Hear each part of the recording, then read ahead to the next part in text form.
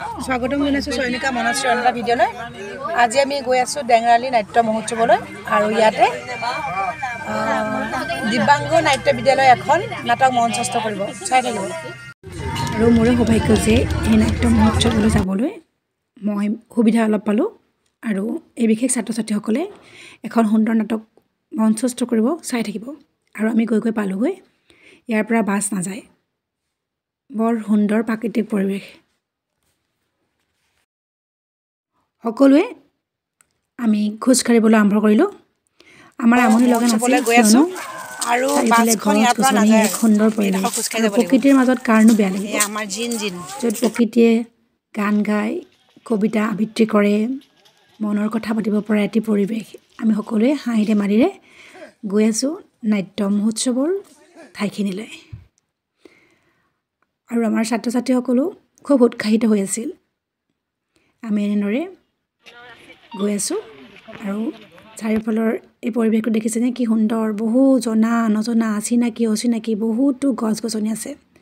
আৰু এনেদৰে গৈ আমি পালোঁগৈ নাট্য মহোৎসৱ অনুষ্ঠিত হোৱা ঠাইখন। চাওকচোন কি ধুনীয়া। এনেকৈ বাঁহ গছৰ তলত ধুনীয়াকৈ এখন মঞ্চ তৈয়াৰ কৰিছে মৃদুল গুপ্তা ছাৰকে আদি কৰি বহুজনৰ এক প্ৰচেষ্টাত। এনেকৈ গঢ় লৈ উঠিছে ডেংৰালী নাট্য মহোৎসৱ। যিসকলে জানে ডেংৰালী নাট্য মহোৎসৱৰ বিষয়ে তেওঁলোকে জানেই। চাওকচোন কি ধুনীয়াকৈ সজাই তোলা হৈছে। আমি গৈ পালোঁগৈ আৰু সকলোৰে মনবিলাক উৎফুল্লিত হৈ উঠিছিল, কিয়নো বৰ ধুনীয়াকৈ সজাই পৰাই তোলা হৈছিল। এয়া মৃদুল গুপ্তা ছাৰ, তেখেতে একদম পূৰা ব্যস্ত হৈ আছে। সহজ সৰল এজন গুণী ব্যক্তি। আৰু আমাক তেওঁ ক'ত গ্ৰীণ ৰুম আছে কি সেইবিলাক দেখুৱাই দিলে। আৰু এয়া চাওকচোন কি ধুনীয়াকৈ বাঁহেৰে দৰ্শক বহিবৰ কাৰণে ব্যৱস্থা কৰিছে। আৰু এয়া আমাৰ দিব্যাংগ নাট্য বিদ্যালয়ৰ ছাত্ৰ ছাত্ৰীসকল।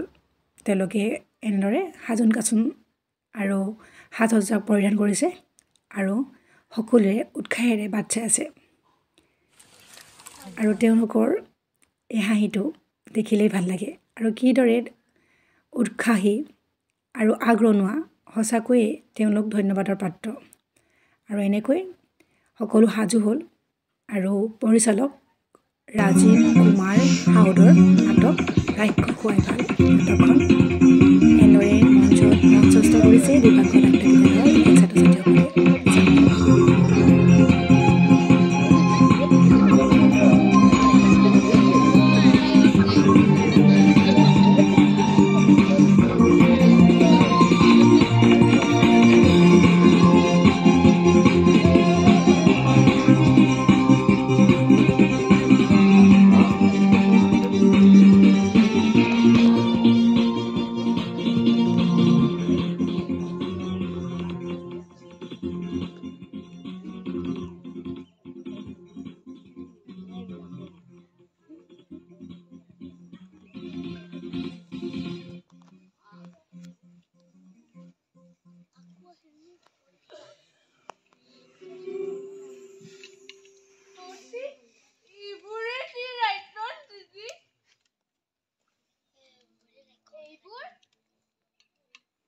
এইবোৰ ৰাক্ষস নহয়,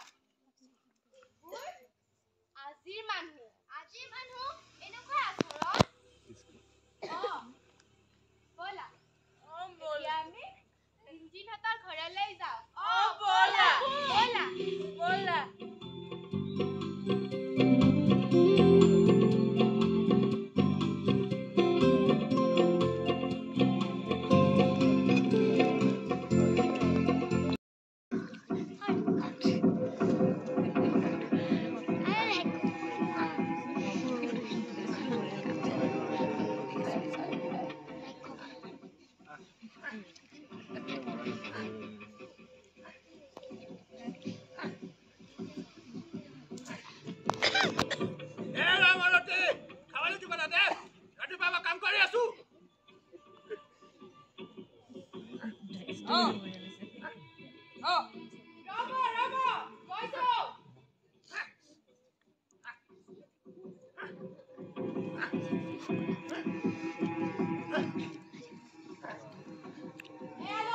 বাঘৰ ঠেং, তেল নিমখ খনা আছে, খালে হ'ল। আৰু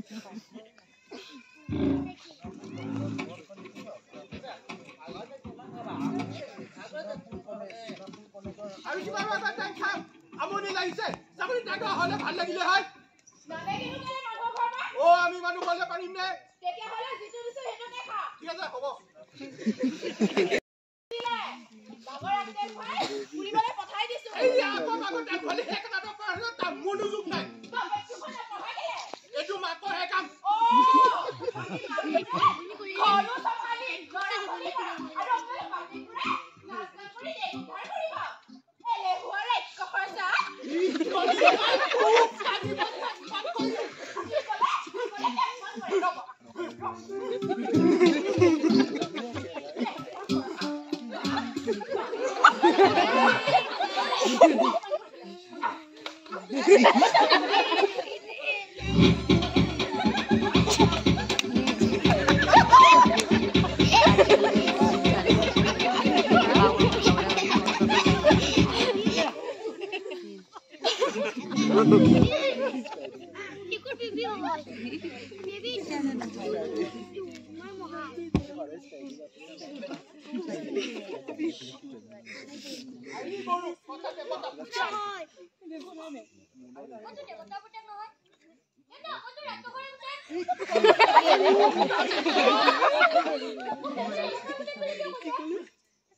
বাপে এটো গুড়ি ধৰি গালি দিছে অ এটো ৰাক্ষসৰ কাৰণে বেয়া গালি হয় নেকি কালে দেউতা দেৱতা দেউতাটো নাগন কৰিবলে হয় নে দেউতা কলি যা গাবা তুই ৰাবণ সাল পাটকাই যা মই ৰাবণ চৰিত নপৰো মই প্ৰহ্লাদ চৰিত পঢ়ি কি কলি তাই কাকে মই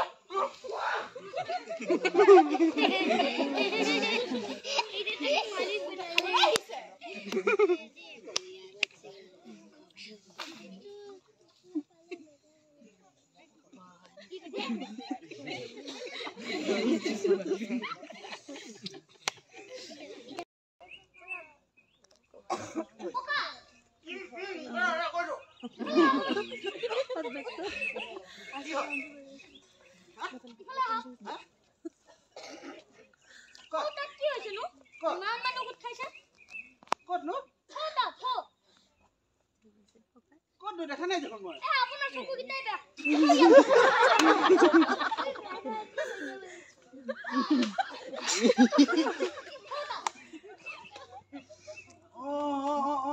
দেখিছো এই তাতে এটা দুৰ্ঘটনা হ'ব পাৰে দেই নতুবা কোনোবা মানুহেও মানুহক মাৰিব পাৰে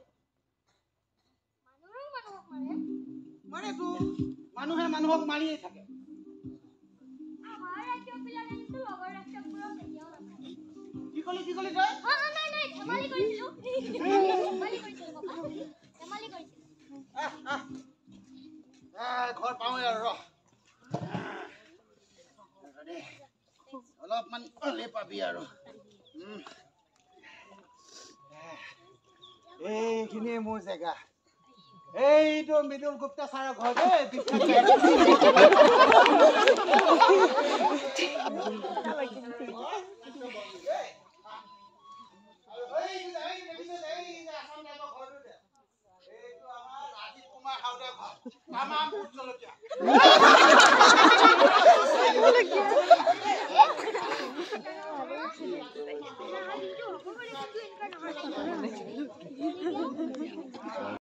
দেউতাকেনো দিব ক'ৰ পৰা দিব নোৱাৰাত সিহঁতে দেউতাকক মানে মোৰ ল'ৰাটোক মাৰি পেলালে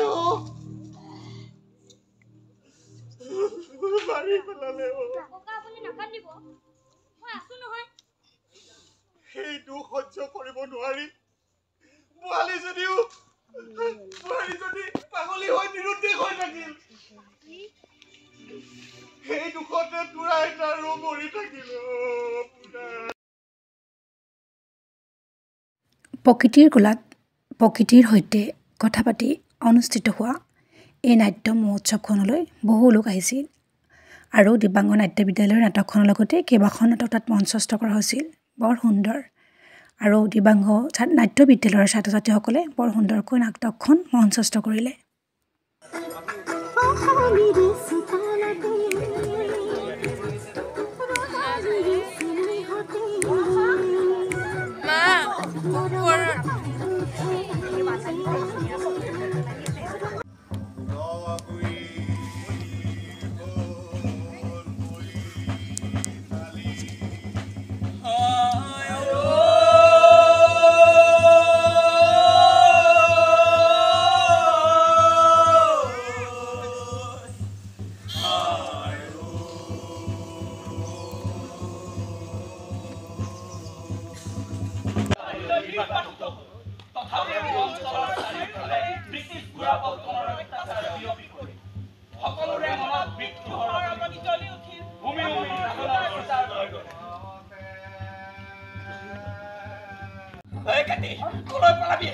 চাৰিওফালে পগলৰ চিপাহী আগবাঢ়ি নাহিবি ঐ সাৱধান ঐ নাহিবি ঐ নাহিবি